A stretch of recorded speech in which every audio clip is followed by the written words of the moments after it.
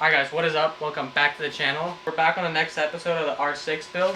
So here we are. Here's the bike. The bike's on stands. We can move it around and everything like that. I have the exhaust off the bike. The velocity stacks are off the bike, just so it's easier to drop the engine. All the wirings and all the cables are disconnected from the engine. I already drained the oil from the engine. All we gotta do is drain the coolant, and then we gotta break the chain just so we're able to remove the chain off the front sprocket and it's not in the way of us dropping the engine. Other than that, I'm gonna remove the radiator and we should be able to loosen the motor mounts and drop the engine down. Bro, what do you have in that Tupperware right there? What is that? Grease. Is that Jello? Open it, like right here. Open it. Look at this. This guy has a Tupperware container full of grease. Look at that. You can show it closer. That's yummy. I'm gonna. Crazy. Delicioso. Alright, so Jeremiah brought over his Motion Pro chain braking tool. We're gonna need that in order to break the chain off the bike because like the front sprocket and the chain goes around the engine. So I'm also gonna use this jack and put like a flat piece of wood or something. I'm gonna figure it out. So I'm able to put the jack with the wood underneath here. Alright, so Jeremiah is gonna use the Motion Pro tool to break the chain right now. If you want to reuse your chain, which this chain is in pretty good condition, you want to find your master link. You're gonna be able to tell by the master link has those two little hollow pins. We're gonna go ahead and lock the tool onto the master link and just kind of crack it and push the pin out, and you should be able to remove the chain. The chain is broken. We got the pin out, but the little piece of the tool is still kind of stuck in the chain, so we're gonna go ahead and get that out. Alright, so we got the chain off, as you can see. Boom, look at that baby. And now all we have left to do is on this side. If you take this bolt out, you are gonna be able to drain all your coolant or whatever's left in the system. And then once we crack that bolt, we can also crack the radiator cap just so we have better flow. Alright, so on this side, we're gonna remove this reservoir so it's not in the way. We're gonna remove the front sprocket cover, and then I'm gonna remove the shift linkage too, just so it's not in the way of when we're dropping the engine. Oh, yeah, there's definitely some coolant in there, so you wanna make sure because it's gonna shoot out this way. Kind of be careful. So you see how the stream is not like super crazy? You want to pop the radiator cap. Oh, jeez. Yeah, basically that's why I gotta be careful. Oh my god. Look at that. She's a bro. Look at that. That looks like basically water. Look. Or it could be like water, distilled water with water wetter. That's what it feels like. It feels like it has water wetter because that's what they use on the track, I'm pretty sure. Instead of coolant. Basically, that's how you drain your coolant system. Oil's already drained. Chain is off. We're just gonna double check that all these electrical connections are all disconnected from the engine.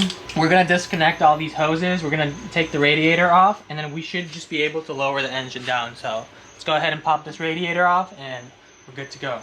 Another good thing to see is the coolant didn't have oil residue or anything like that in there. The coolant was pretty clean, so that's a good sign. The radiator is now out.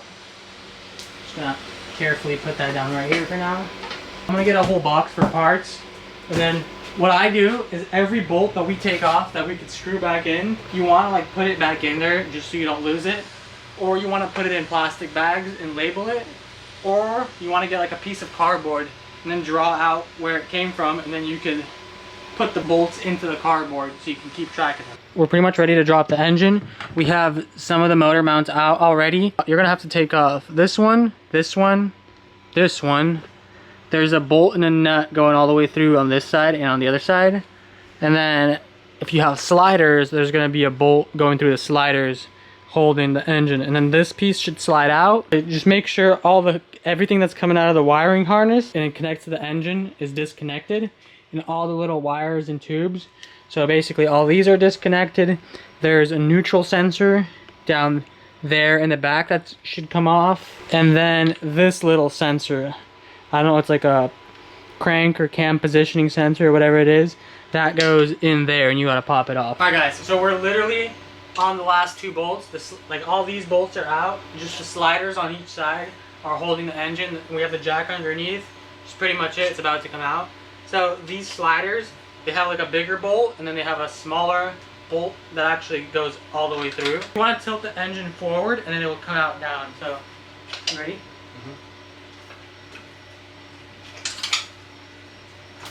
Boom! She's dropping. She's dropping. All right, ready? We're gonna push forward, and then.